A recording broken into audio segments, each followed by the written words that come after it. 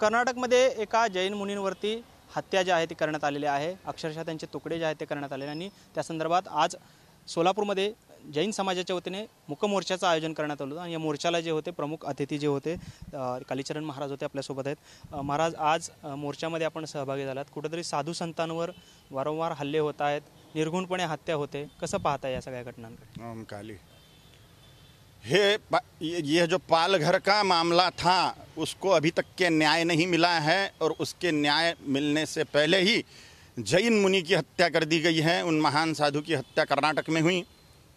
उसके बाद में सोलापुर में अभी एक संत पर हमला हुआ।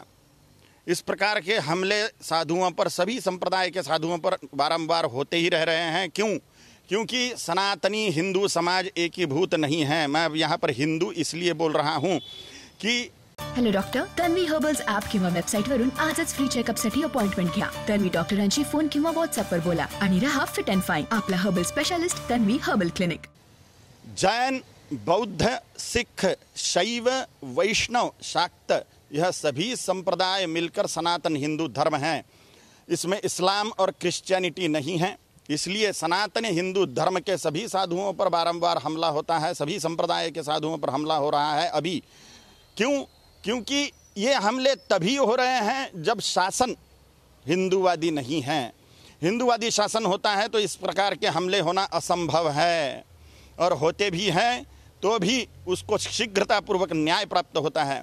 इसीलिए मैं सभी हिंदुओं से आग्रह करता हूं कि जैन, बौद्ध, सिख, शैव, वैष्णव, शाक्त सभी संप्रदाय एकीभूत हो जाएं। सभी सड़ा हुआ जातीयवाद तोड़कर एकीभूत हो। ब्राह्मण, क्षत्रिय, वैश्य, शूद्र यह वर्णवाद छोड़ देवे।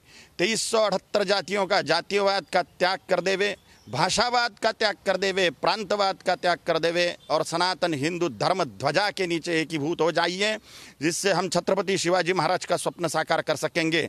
और ऐसा हुआ, छत्रपति शिवाजी महाराज का हिंदवी स्वराज्य का सपना अगर साकार होता है तो साधुओं पर क्या, सामान्य धर्मानुयायियों पर भी हमला होना असंभव हो जाएगा। सज्जनों पर हमला होना असंभव हो जाएगा।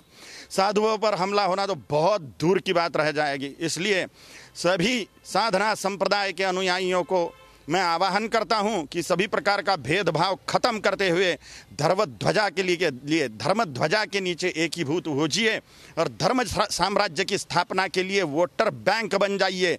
अगर राजा कट्टर हिंदूवादी हैं तो इस प्रकार के किसी भी प्रकार के आताताईपन संभव नहीं है, इस प्रकार के अन्याय अत्याचार संभव नहीं है, क्योंकि राजा का डर सर्वोपरि डर होता है। क्योंकि राजा के हाथ में न्याय व्यवस्था, पुलिस और मिलिट्री, यह तीन प्रबल शक्तियां होती हैं जिसके बलबूते राजा धर्मराज्य की स्थापना करता है, सज्जनों का संरक्षण करता है।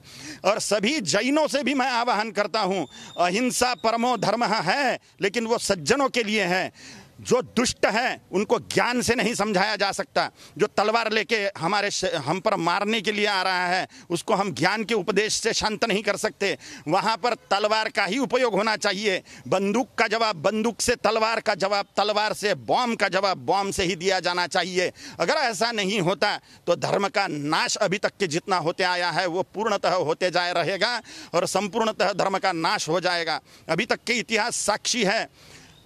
कई जैन मंदिर फोड़ दिए गए, विष्णु मंदिर फोड़ दिए गए, शिव मंदिर फोड़ दिए गए, बौद्ध विहार फोड़ दिए गए, गुरुद्वारे फोड़ दिए गए, देवी मंदिर फोड़ दिए गए, 5 लाख मंदिरों को फोड़ दिया गया है।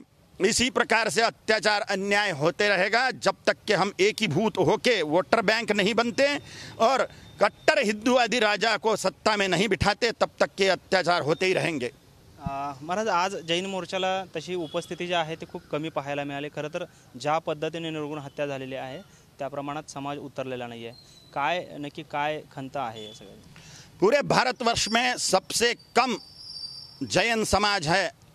सच्ची में अल्पसंख्यक जैन समाज है, लेकिन अल्पसंख्यक समाजों की सुविधाएं उन लोगों को मिल रही है जो अल्पसंख्यक है ही नहीं। फिर भी जैन समाज भारत में सबसे ज़्यादा भारत की अर्थव्यवस्था को टैक्स देता है। यह सभी शाश्वत आंकड़े हैं, सत्य आंकड़े हैं। जैन समाज सबसे ज़्यादा दानी है। जैन समाज धर्म रक्षण के लिए सबसे ज़्यादा पैसा देता है। इसीलिए जैन समाज को सपोर्ट करना सभी हिंदुओं का कर्तव्य है, आद्य कर्तव्य है। इसमें भी एक महत्वपूर्ण बात है, जैन समाज का मोर्चा निकला तो अन्य हिंदुओं को भी उसमें शामिल होना चाहिए था। जैनों का मोर्चा हो, जंगमों का मोर्चा हो, शैवों का मोर्चा हो, शाक्तों का हो, बौद्धों का हो अथवा सिखों का हो, सभी हिंदुओं को उसमें शामिल होना चाहिए। जहाँ कहीं भी अत्याचार हो रहा है वहाँ पर सभी सनातनियों ने शामिल होकर लोक संख्या बढ़ाकर शक्ति प्रदर्शन करना चाहिए। एकीभूत होकर निर्णायक स्थिति प्राप्त करने का प्रयत्न करना चाहिए। अगर हम इसी प्रकार से संप्रदायवाद में, जातीयवाद में भटकते रहे तो हमारा नाश अवश्यंभावी है। अगर हमें नाश नहीं करवाना है धर्म का और नरक में नहीं जाना है तो हमें धर्म राज्य की स्थापना के लिए कटिबद्ध होना चाहिए। महाराज, दुसरीकडे राजकीय परिस्थिती आपण पाहतोय। खरं तर अजित पवारांवर असेल, राष्ट्रवादी काँग्रेसवर आपण सातत्याने टीका केलेली आहे, कारण ते धर्माभिमानी नाही आहेत। संभाजी महाराजांचा अवमान अजितदादांनी केला असं देखील आपण मागे म्हणाला होतात। आता ते सत्तेमध्ये सहभागी झालेले आहेत, फडणवीसांच्या सोबत ते उपमुख्यमंत्री आहेत। कसं पाहताय, दादांच्या या भूमिकेचं स्वागत करताय की त्यांना विरोधच असणार आहे?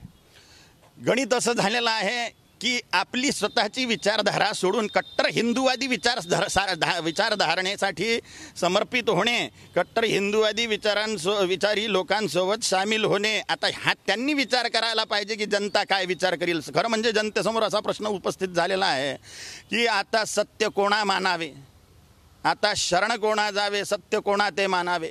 कारण की अलग अलग विचारसरणीचे लोक, कोणी नास्तिक आहेत ते धार्मिक लोकांशी संगनमत करताय सत्तेत बसण्यासाठी।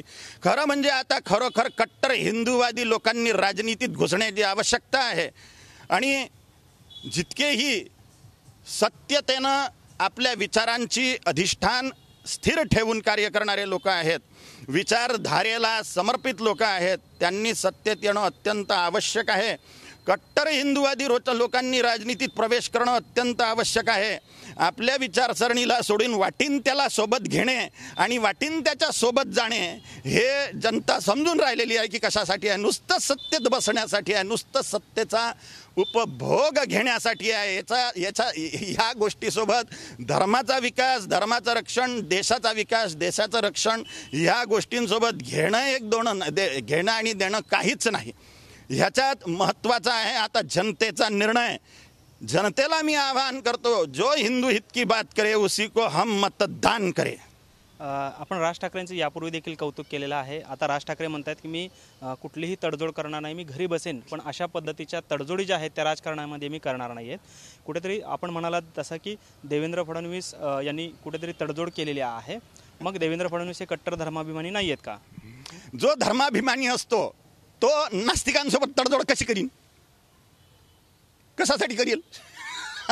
हे जनतेने विचार केला पाहिजे। राज ठाकरेंची गोष्ट आहे, राज ठाकरे आपल्या विचारसरणीवर ठाम आहेत, ते तडजोड नाही करत आहेत, ते विचारसरणीवर ठाम आहेत।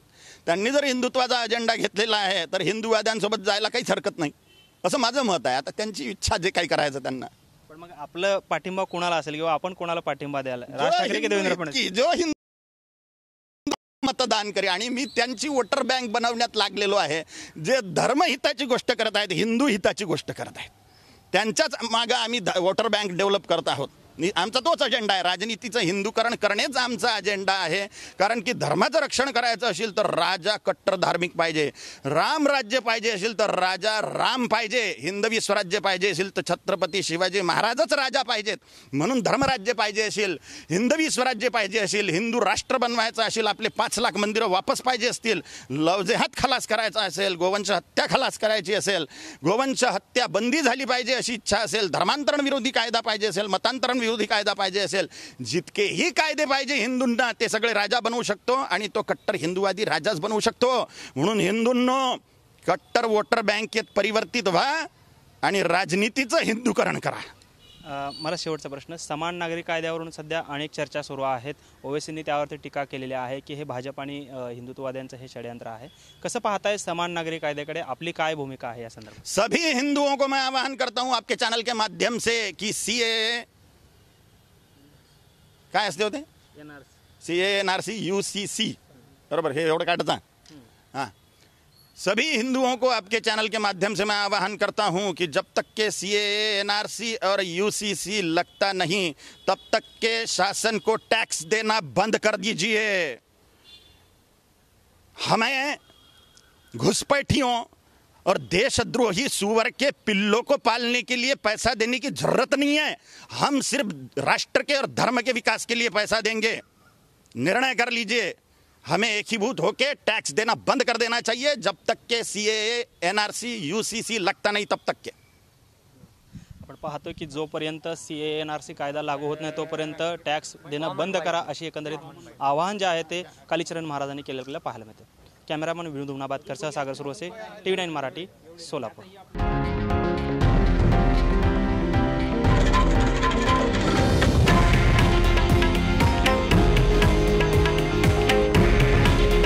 हे आहे देशातील नंबर 1 न्यूज नेटवर्क आणि आपण पाहत आहात TV9 मराठी।